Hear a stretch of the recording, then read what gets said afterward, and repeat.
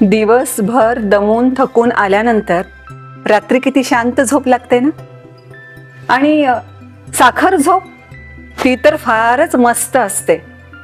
पुन्हा थंडीतल्या दिवसांमध्ये सकाळ जरी झाली तरी सुद्धा ती रजई अंगावर पांघरून घ्यायची आणि तसंच गुडूप झोपी जायचं.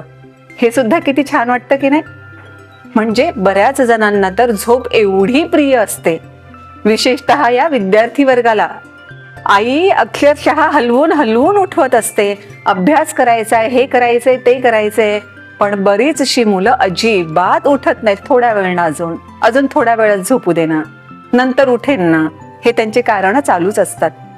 आणि मग कधी कधी होतं असं की अभ्यास खूप मागे पडतो. अभ्यासाची वाट लागली की करिअरची वाट लागण्यामध्ये अजिबात वेळ लागत नाही. पण झोपण्यातून करिअर करता येऊ शकतं.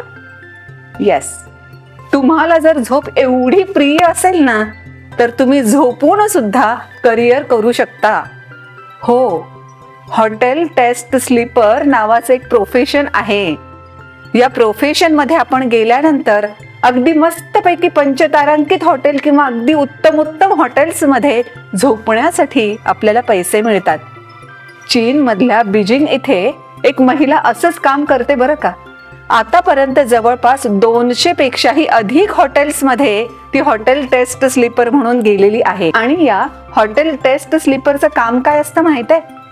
त्या आपल्या रूम मध्ये गेल्यानंतर तिथलं सगळं वातावरण कम्फर्टेबल आहे का, त्या पलंगावर झोप छान पद्धतीनं कम्फर्टेबली येते का मध्ये काही अडथळे येतात, अशा रीतीनं आपले रिपोर्ट सुद्धा या हॉटेल टेस्ट स्लीपरला ऑफिशियली सबमिट करावे लागतात.